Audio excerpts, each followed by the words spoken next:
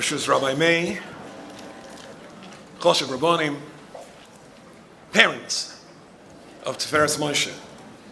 I think I should perhaps start by explaining why I think I was invited to speak here this evening. There are other speakers, but when I was still living in England, and this is going back, 20 years ago, I was invited by the British Broadcasting Corporation, the BBC, to appear on a radio show. And radio, incidentally, England and America is very, very different. Radio is huge in the UK, and most people get all of their news from the radio. And there is the major news channel of the day. The news program of the day is called the Today Programme, BBC Radio 4.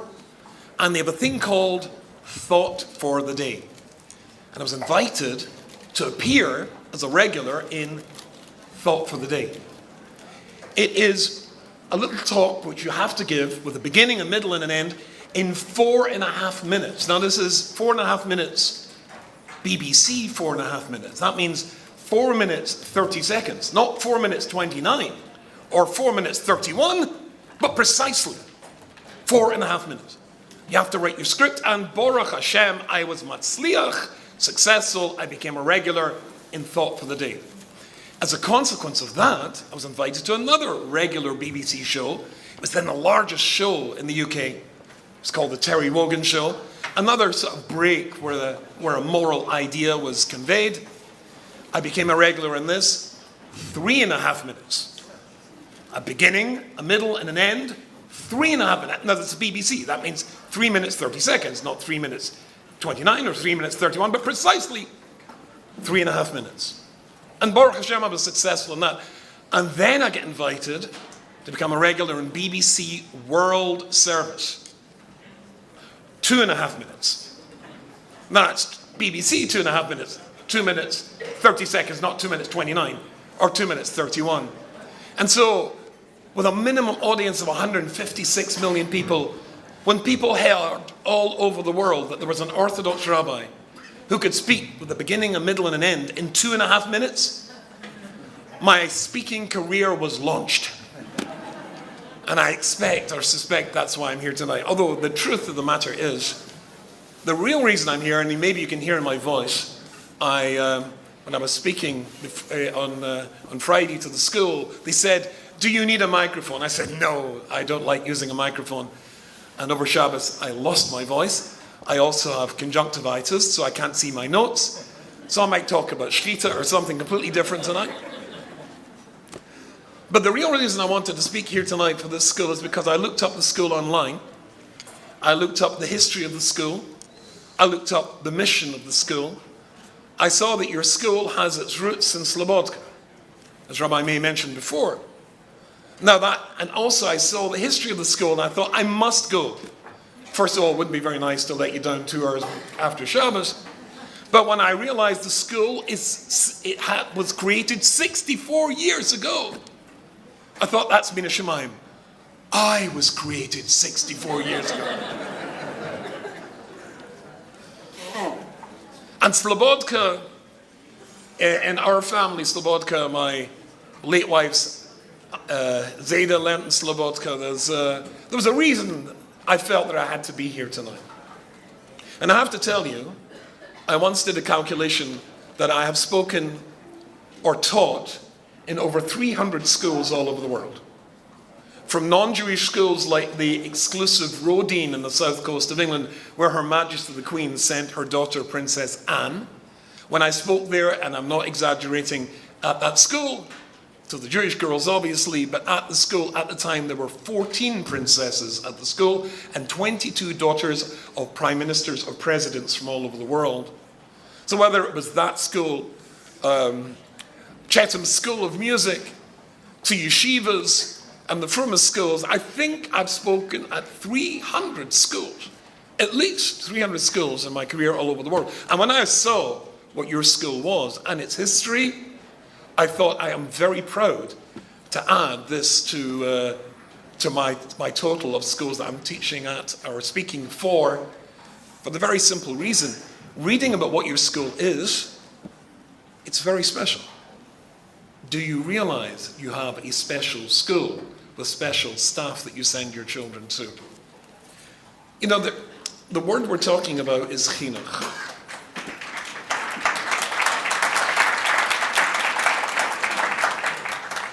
We're talking about a word called chinuch, and it's a very interesting word because we always translate it as education. It's not really what it means.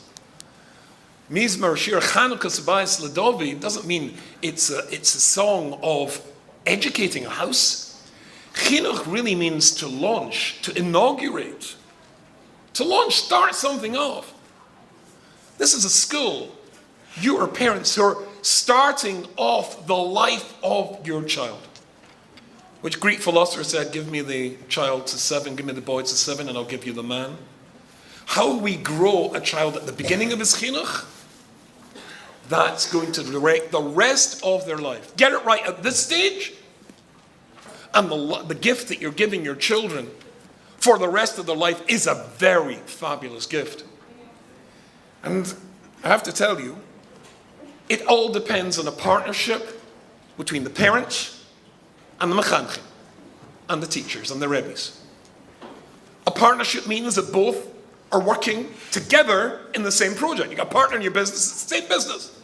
The business that the rebbes and you, the parents, are in is the same project of launching your child for a fabulous life. Because if you get a child at this stage and set them on the right path, everything will go beautifully. I have to tell you, I studied education. I don't know if you've noticed, I have an accent.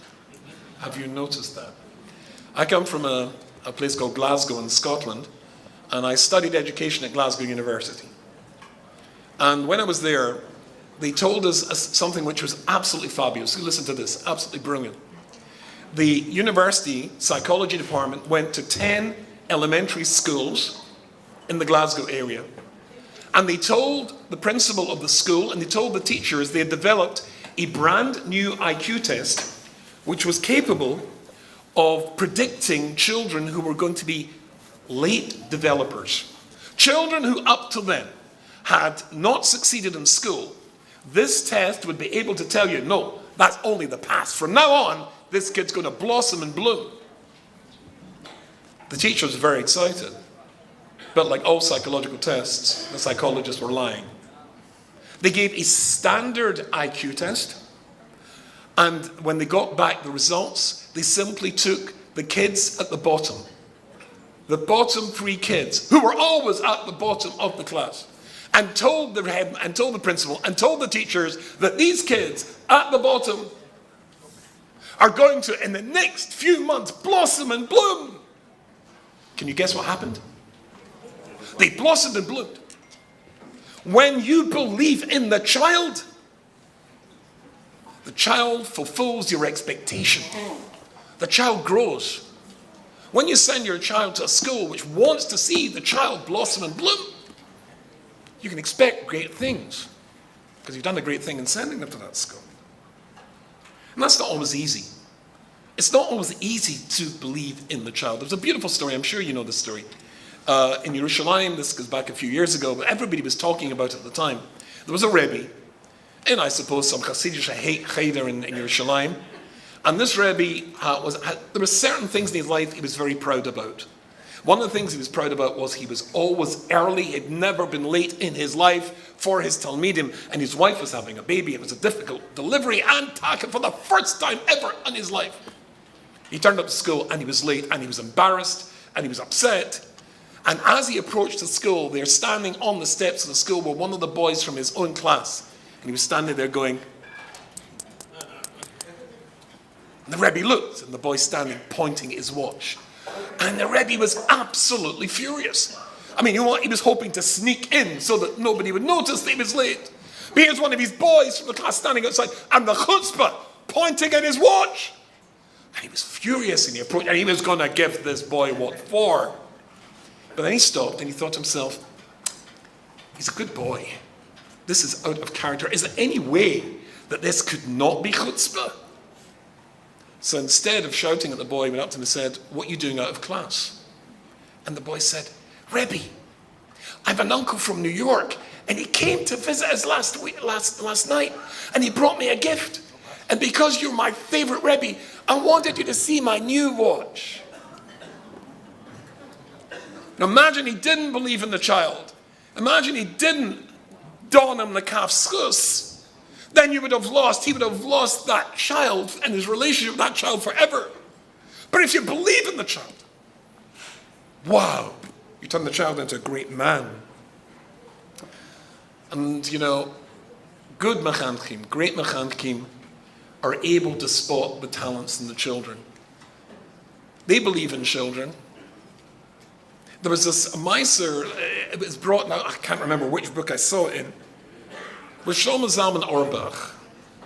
Parents came to see him, a different story to hear. They had a special needs child. The special needs child, it got to the stage where he had to be sent to a school, and he would be spending all his weeks in the school and come home for Shabbat. And the parents were unsure which school to send him to. There were 3 choices, and being Jewish parents, which school to choose is always a big challenge. One school had this mila a chasor, and the other school had another mila another chasor. It's always the Jewish question, which one to choose. So they were discussing it with Shlomo Zalman Auerbach, and he listened carefully, and he said, "And what does your son think? And what does your son think?" And they looked at each other, and they were utterly and totally confused, because, well, the little boy's special needs. He won't grasp this, he won't understand it. So they looked at, well, we haven't discussed it with him.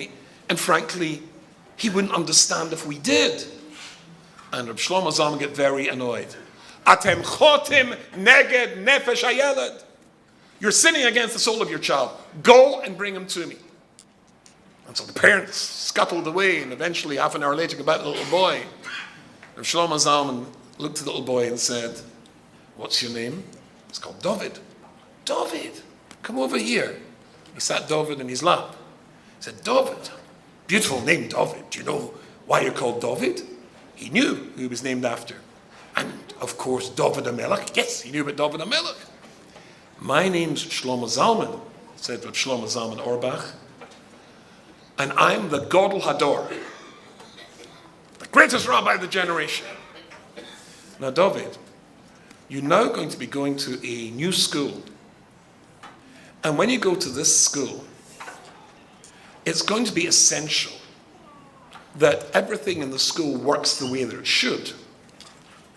I would like you to be my shaliach.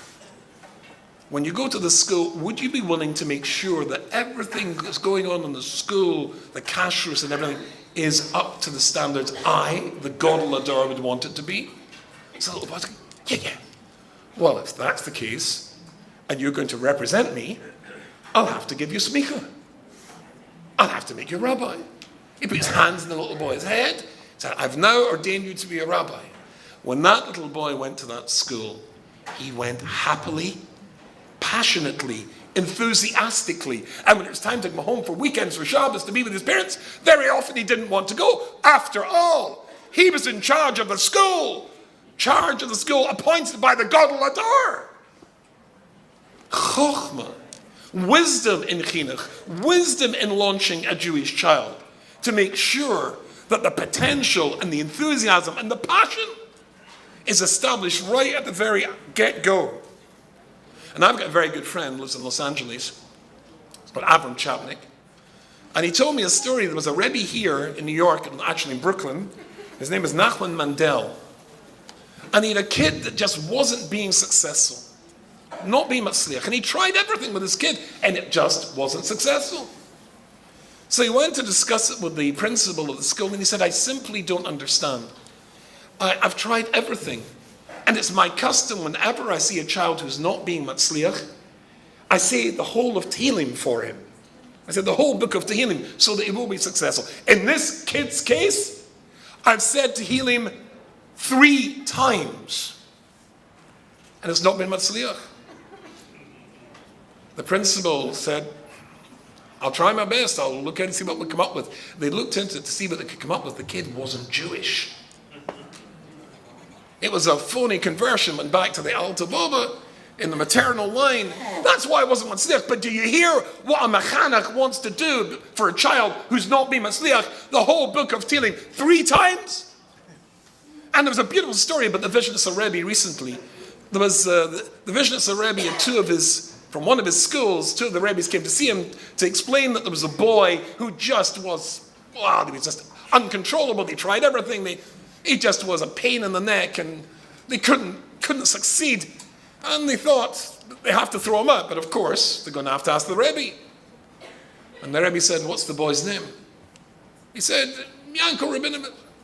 The boy's Hebrew name. So they looked at each other. Yankel Ben Kainshmal? The boy's Hebrew name. What's his mother's name? They looked at each other. "You mean you haven't davened for this boy? Arise!" And threw them out. Not of the school, but they got the Musa Drosha. You've got to want the child to succeed. Mechanchim like you have want your children to succeed. But we have to want our children to succeed as well. It's a partnership. I remember, now let's be clear here. If we're in a partnership, that's the children and the parents. If you ask my children, no, I have 4 sons and 2 daughters. If you ask my children, did your father and late mother, Aleh Shalom, do a good job in bringing you up? And my children say no, I'll have to accept their verdict. After all, they were our victims.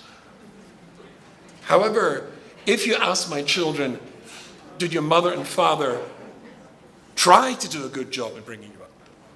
And they say no, I can't accept that. I know we tried, but did we always succeed?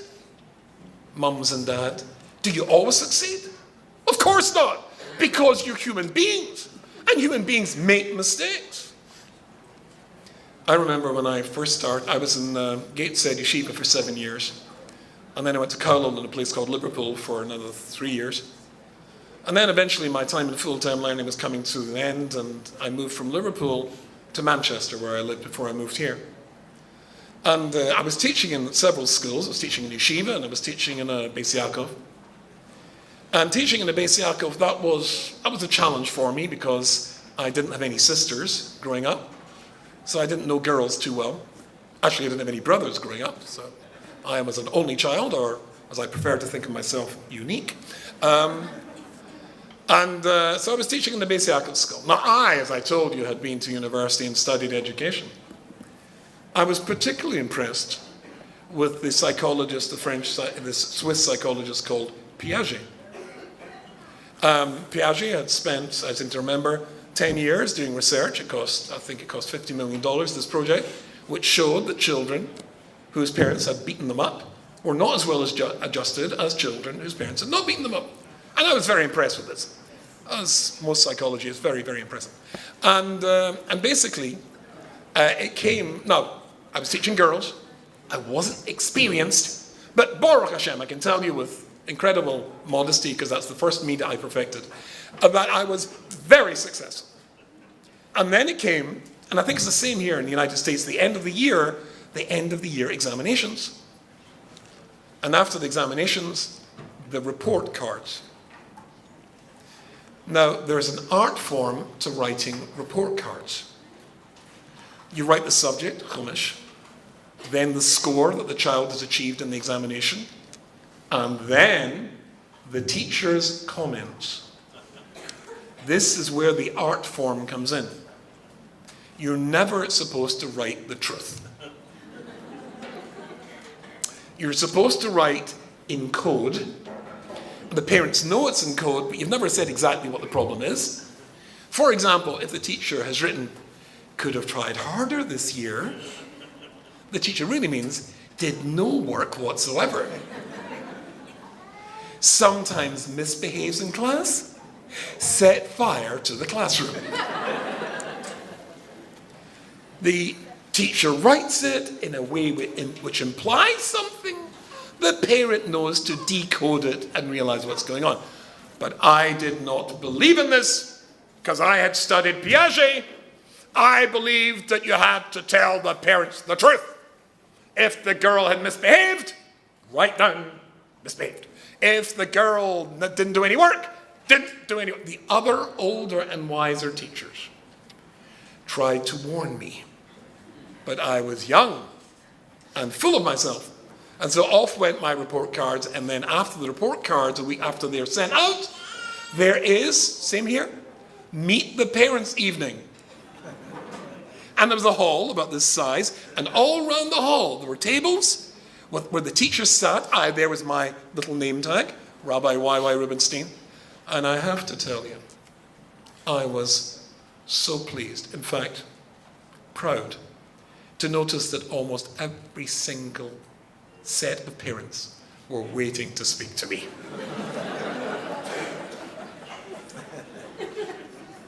I looked at the other teachers. I could assume the jealousy they must have been feeling. The first couple, the mother and father, sat opposite me. The father leant across the table until his nose was separated from my nose by about a millimeter. And then he said, "So why do you hate my daughter so much then?" He looked as though he was going to punch me. He was going to punch me. And he was not the only one that night. And I remember going home and saying to my late wife, "Are these parents stupid? Are they foolish? Don't they want to know the truth about their children?" This was, of course, before my own children started coming home with report cards. When they did, if anybody wrote anything faintly critical of my perfect offspring, it was clearly because the teacher was an anti-Semite. Or mentally ill. Or a mentally ill anti-Semite. But there's nothing wrong with my child. No, parents get it wrong. We sometimes get it wrong by refusing to listen to anything wrong about our children or any criticism.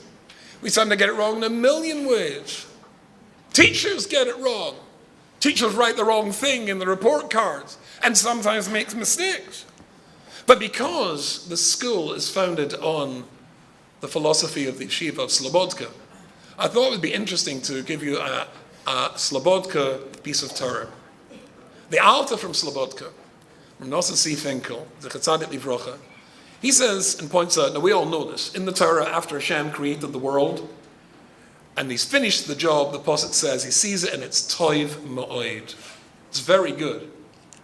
Have you ever considered that phrase? Hashem created this world and it's very good. What's the implication of the words very good? That's very good. I teach in yeshivas and I teach young men, and you probably know that young men are, how should I put this in politically correct terms, challenged. I know this because I was a young man. I explained to them and I said to them, now one day you'll be married, yes? And one day your wife will make you a beautiful meal. And you, because you're a young man, will want to, as it were, bond with your wife, compliment her, and then you'll say to her, "No, well, honey, that's what I call a meal." Because you're a male, you think you just paid her a compliment. Because she's a female, she heard an insult. What was wrong with last night's meal? And the one before? And if her mother is there, there's a strong possibility you'll be wearing the meal as your yarmulke. Oh. Because the implication of this is very good is that something wasn't very good. And Hashem says, I created this world and it's very good. Does that mean that he created worlds which weren't very good? Yes, says the Alta of Slobodka, quoting the Medrash and the Zohar, Hashem created other worlds that were no good. Does anybody know how many no good flops Hashem created before he gets it right? And this is Toiv Ma'oid. Anybody know? 6? Oh, who said 6? Good guess. Anybody? Yes? Yes? You said 6 as well. Are you related? Anybody else want to get 6 is wrong. 2? Why did you do? Okay. Sorry? 7. Oh, 7's got a nice Jewish ring to it. 7 days of creation. And anything else? 974. 974 failed worlds. flops, no good, until he makes our world, and it's time out. Very good. Now, ladies and gentlemen, looking around here, I can see you're all highly intelligent. There is obviously two enormous problems with this. The first one is, and in case you never hear anything else in your life except this, it's worthwhile listening. There is only one word that does not occur in the vocabulary of the Almighty. Do you know what it is? Oops. Hashem never says oops. He doesn't make mistakes. What do you mean he made 974 flops? Rahman al-Islam. Khalil. Hashem doesn't make mistakes. And even if you were to imagine, Kariyoko, that Hashem could make a mistake, why tell us about it? Why tell Moshe Rabbeinu and Har Sinai that there were 974 flops? There was nobody there from the previous world to tell us. Nobody's going, oh, our world. Our world was horrible. It was cold and grey and overcast. It rained the entire time. In fact, we called the planet England. No, there was... So why tell us about it? And the answer, says the Alpha Vodka Hashem, intentionally made 974 failed worlds. Intentionally made. And let us know about it so that we should know that the basis of this world, our world, is getting it wrong before you get it right. It's getting it wrong before you get it right. If the Alta from Slobodka was here, and he heard that this current fashion in Chinuch, to make sure that every kid passes by lying, even when they fail, no, you passed. What nonsense is this? We only learn to get it right when we get it wrong. You explain to the kid, you made a mistake. Just because you failed doesn't make you a failure. Just because you failed doesn't make you a failure. You're only a failure if you give up. As a parent, do you make mistakes bringing up your child? Of course you do. Just because you failed doesn't make you a failure. And machanchim, we make mistakes. But just because we fail doesn't make us failures. We're in a partnership together to get it right. And to stand back and say, that didn't work. What else can work? Maybe I have to say Tehillim. Maybe I have to daven for this kid. Maybe I have to discuss it with Rabbi Meir or somebody else. I'm not being matzliach. You know, there is two friends of mine, two Choshev Rabbonim, and we're sitting together once at an event in London. One had a moisid which is well known and established. The other one had just started a moisid. And they were both very good friends of mine. And they were having a shmooze, sitting at the table. So the Rov with the old moisid said to the one with the new moisid the following thing. Tell me, are you at the stage where you can choose only the very best candidates? And the Rov with the new moisid said, no, we're not at that stage yet. Now, I should have kept quiet. I should have shut up. And anybody who knows me, and there are a couple of people here, will know that the name Y.Y. Rubenstein is synonymous with tact and diplomacy. But I, being Scottish, said, forgive me, what on earth is the point of having a moisid for the very best? The very best don't need you. The very best are going to be matzliach anyway. Surely the nach is in education. Surely the nach is in parenting. Is finding a child who sometimes struggles, who sometimes limps, who sometimes doesn't succeed, who sometimes wants to give up, and telling him just because you failed doesn't make you a failure, and turning a child who didn't believe in himself into somebody who does believe in himself and succeeds because you believed in him. I saw in Rabbeinu Bechaya, when I was in yeshiva, it was called Rabbeinu Bechaya. Apparently he changed his name recently to Bachya, but I'm not sure. Rabbeinu Bechaya, he says, a Moira de Kazach. Rabbeinu Bechaya says, before every one of us was born, we were shown what our lives would be. There's that beautiful song. You know that song? I always forget the person. A.B. Rottenberg, Little Neshamala. Do you know that song? Come with me, little Neshamala. When I first heard it, I started to cry. It was so beautiful. I loved the tune. And that was true. Normally we understand we don't want to come here, and the Malach's going to take it, and the song goes, but Malach, I don't want to go, but the Malach takes you, brings you to this world anyway. And the irony is, when it's time up, we don't want to go back because we've got used to this place. We don't want to go back to where we came from. But Rabbeinu Bechaya says, no, you were shown what this life is going to be like. You were shown, and you chose to come here because only by being here could you be Matzliach. But I saw recently in a sefer by an Italian medieval Kabbalist, the Ramami Pano, and he says an astonishing thing. Before we were born, that's all of us, and your children, before we came to this world, you were taken into a room, and the room it's like a man's clothing shop or a woman's clothing shop, and there was racks full of beautiful dresses or beautiful suits. And you could look at the label, it says exactly where it is, where it's made of wool and whatever it is.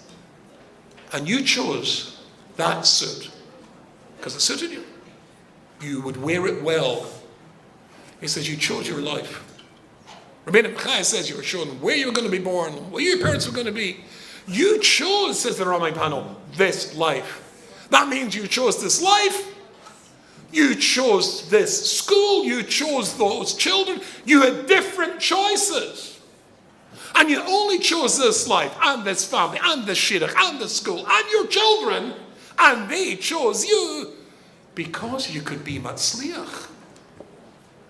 If you had not been Matzliach, you would have chosen a different life, in a different place. It wouldn't be New York, it would be Achvais, wherever. Baltimore, Los Angeles, London. But you chose that, and your children chose you as your parents. You're a perfect match for them, and they're a perfect match for you. Are they perfect? No.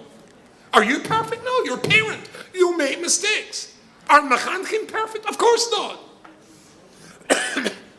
But who says perfection would be a good thing? Maybe it's better to make mistakes and struggle and grow through that. Just because you fail doesn't make you a failure. Together in partnership, what can you not achieve with wonderful Jewish children? When I was at Teacher Training College, there was a trick they showed us for elementary school. I thought it was so brilliant. You lie to the children and you say the following line. Next term, you're going to be working in chavrusas in pairs, in a project, whatever project you want to make up.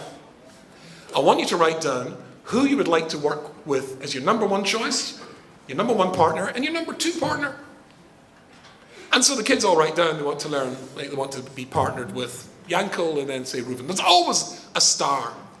Then you take the piece of paper and you write all the kids' names. And in a red line from each kid, you've got the red line going to their first choice. And almost every single line goes to, let's say, Reuven. Because there's always a star in the class. And then a blue line is the second choices. And almost always they're going to the second most popular kid in the class, but sometimes his personal friends are going to others. What's the purpose of this? To see the kid that no line goes to. To see the kid that no line goes to.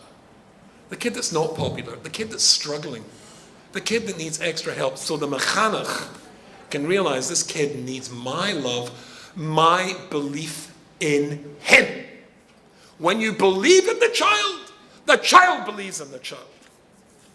The IQ test, because they believed that it was going to do something magic, the kids became great. Every morning, the child wakes up, and the child means you and me, and we make the first words that's supposed to come from our mouth is Modi ani lefanechem melech elchai v'chaim shechsati minishmati give me my soul back again with pity rabo emunosecha. Great is your faith. Great is your faith. Great is your faith? Aren't we supposed to have faith in you? Who do you have faith in? Hashem has faith in you. Hashem has faith in your children. That's a message we have to get across to our kids. The first thing Hashem Yisborach wants you to say, to come over your lips in the morning when you wake up is, I, the Baruch Olam, who knows you better than anybody else, who created you, who knows all your strengths, all your weaknesses, I've got faith in you. But just because I've got faith in you doesn't mean to say you're going to do it yourself. You're not going to do it yourself. You're going to need your mom. You're going to need your dad. You're going to need your siblings. And you're going to need the best mechankim you can get. And asking around, and looking around, and looking at the history of this school. I think that's why you, all those years ago, went into that room in Shemayim and chose this set of clothes, this life, and those children, and this school, because you have to know to believe in yourself, to believe in your children, to believe in your school. And when you give them that start, a start with belief, you can believe that these children are going to achieve greatness. A good vote.